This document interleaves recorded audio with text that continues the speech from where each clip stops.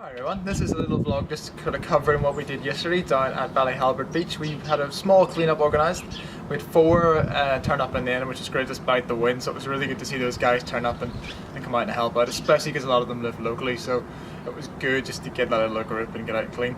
Because of the really stormy wind, we couldn't get a whole bunch of little things.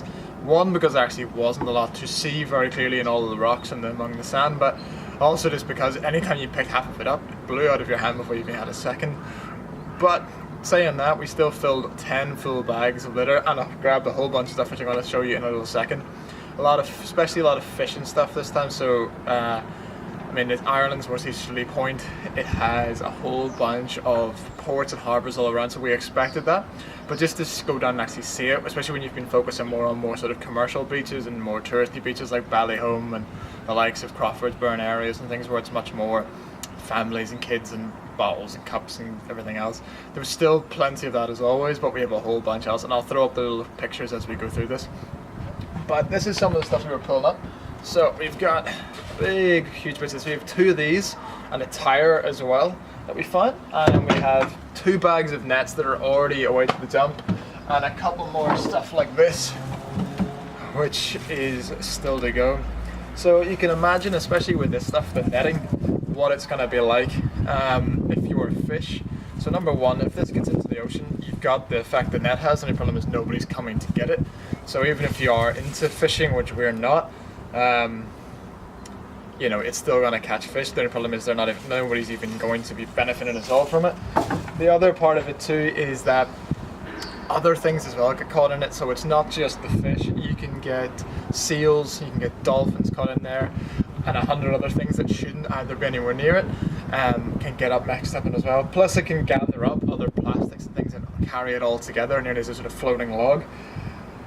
We have to say a little bit about that stuff. So obviously with the likes of your fishing stuff, anytime you see it, if you can take it, that is amazing. So things like rope, nets, and other broken bits and pieces, if you're down near the beaches and you see it, just get it off the beach, shove it in your black bin. It takes 2 minutes, or even just put it in the boot of your car and take it later.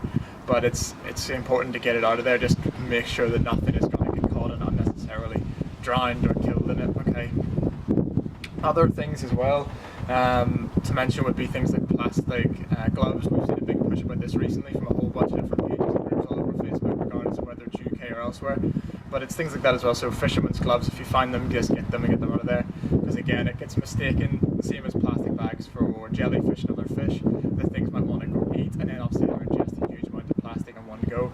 Plus it's going to catch and gather around things. It can get caught around mouths and beaks and everything else. So it's important just to get all of that stuff off the beach. In saying that, we did a really good job. We filled 10 full bags of litter. We got 222, so 222 bits of recycling yesterday that I was able to get all into the recycling bins as well, which was great. So we've made a little difference there, and we always try and make sure that we cycle through our litter pick and our waste that we take away and get or at least as much as possible of the recyclables out of there, because it keeps it going back into the system and stops us making more and more mess of the same stuff.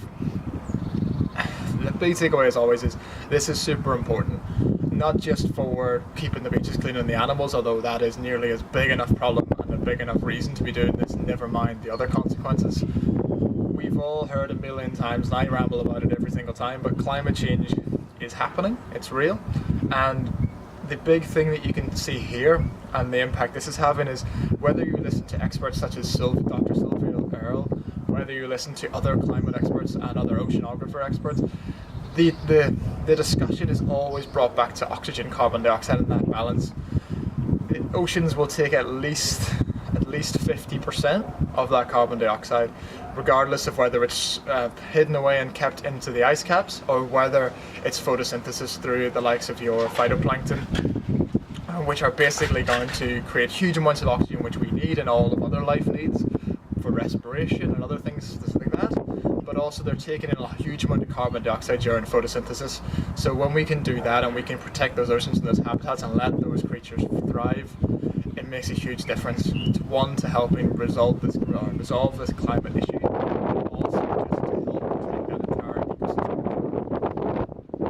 If you think of what we can do as a people, so I mean, this is Northern Ireland, there's no tropical rainforest here, we're not going to make a big difference that way with the environment. but what we can do is we can protect the coastline, we can protect the ocean around us. We are an island, that is what we can do immediately and impact immediately, and by that we can also protect a huge amount of this carbon sink that we're trying to work on with climate change.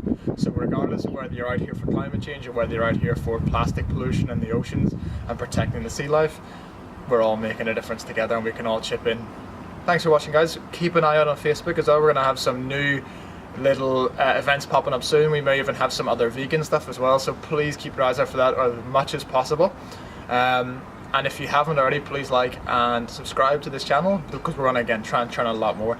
Also, I'm going to pop up a little link in the description just for our website. We've got some new stuff up there, some little articles, some little documentaries, books we recommend, so you can check those out as well. Thanks for watching, we'll see you soon. And if you were down at the beach clean on Saturday and Sunday, thanks for coming down.